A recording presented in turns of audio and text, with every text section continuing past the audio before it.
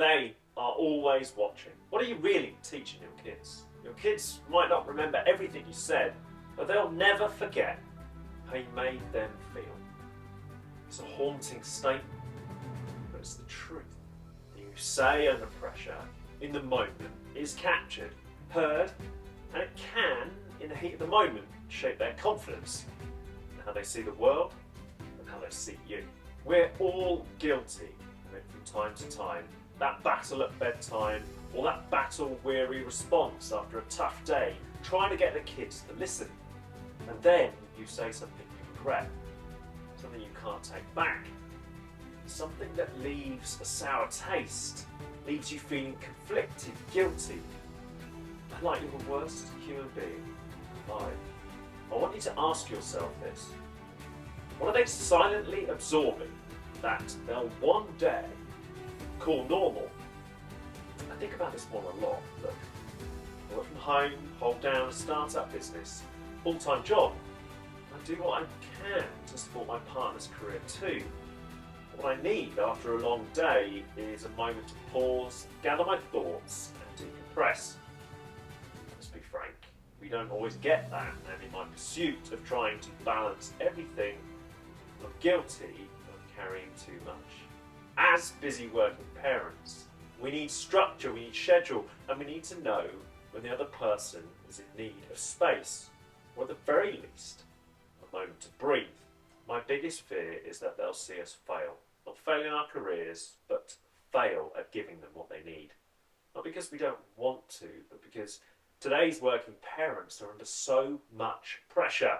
Pressure to provide, pressure to meet that deadline, pressure to get to work on time, and pressure to meet those ever-increasing expectations of everyone around us.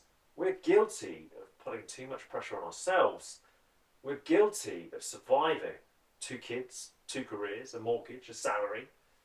This never seems to be enough. So what do they see? And what if your kids are learning to associate love with stress, with exhaustion, with volatility? I think my boys see love. They see hugs, stories, warmth. But they also see, from time to time, a man under pressure, a man on the edge, some days fighting to hold it all together. That's because I make a conscious effort to do these things. My work is important, my passion for this project too. In that pursuit of accomplishment, they might not see the side of me they need that day. I don't want them to associate life with stress, anxiousness, and anger. I want them to see Dad laughing, joking, and making light of the pressure. But that's not always possible. And then, when you throw in their behaviour or their unwillingness to conform, and conform is probably just isn't the word to use, but it's that unwillingness to follow the easier path because they're strong-willed, passionate, and learning what boundaries are. I think the influencing factor in your answer is going to be very much like mine, that you care what they see, but you don't always know how to show up free from the pressure of life. Let's make it clear. What do they need from you? Really think about it. On basic terms, it's love, warmth, food, guidance, shelter. What they want from you. That's everything else. Now let's go a little deeper. What fuels your decision making and influences the way that they see you? What's your desire to give them more, to create that life that's better? Maybe you don't think that way, but let me break it down a little further. What do you want for you and for them? What are you willing to do to achieve that plan or that dream? Your will to provide, is it motivated by the right things? Is it you being clear on the future and your legacy, or is it keeping up with the Joneses, leveraging what you don't have and trying to stay afloat? But when the pressure from the outside world creeps into everyday interactions, something has to give because they won't see you. Only this distant, tired and overwhelmed dad. That's when barriers are created. Boundaries, my friend, are important. The question is, are you overstepping your own boundaries? Have you even set any? Are you creating barriers to connection because you're not in control, or to put it in a better way, do you focus on the things you can control or the things that are outside your Because it's those things outside your control that influence the way that you show up in the moment. They influence how you interact with your kids. They influence how you come through the door. They influence how you feel in the moment and how you make them feel at home, in their place of safety. The influence of the outside world cannot be underestimated.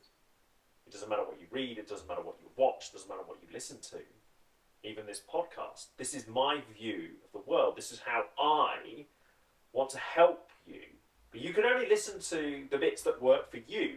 You can only listen to the things that make a difference in your home, because I don't know anything about you. I respect the man that you are.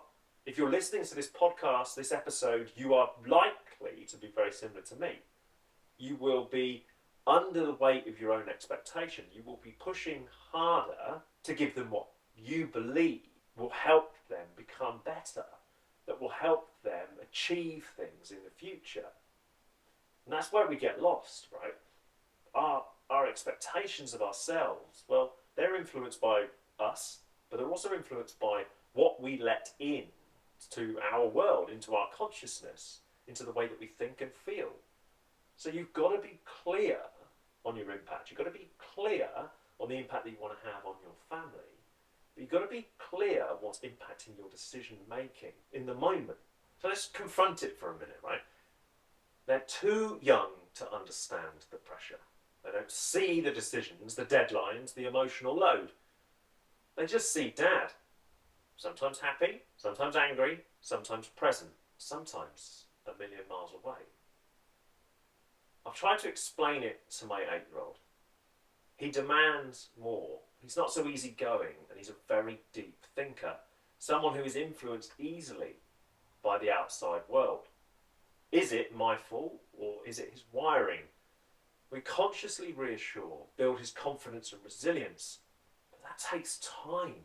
That's why we exist as parents, to build our children up, to give them the confidence to take on any challenge.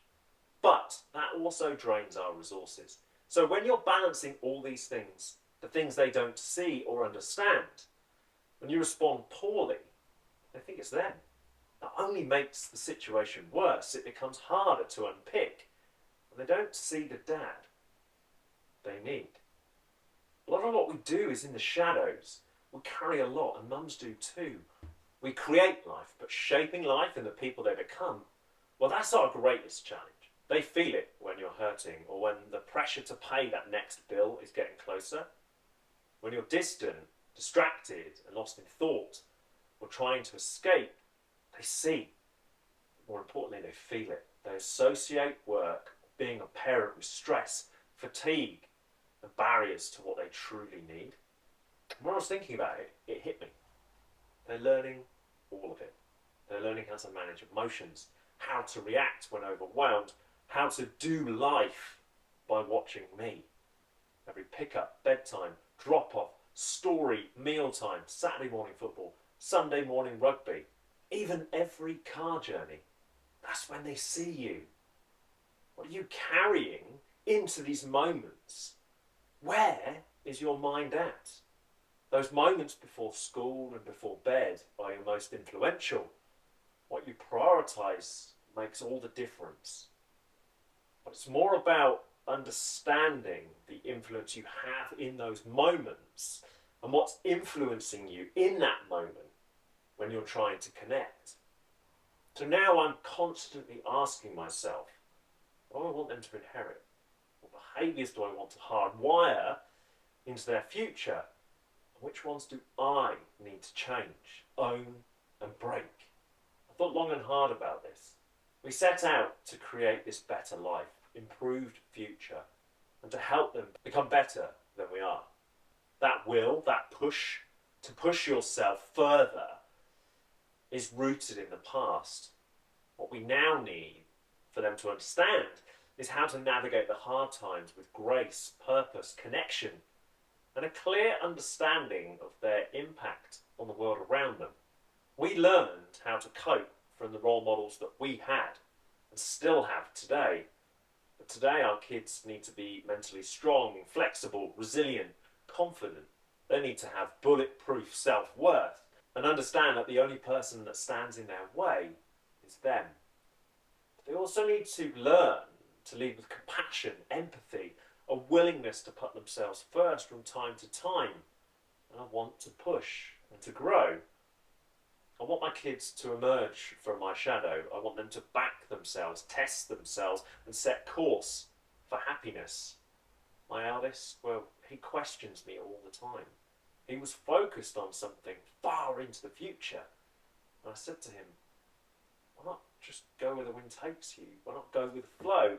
This life is more than things, more than sitting behind a desk.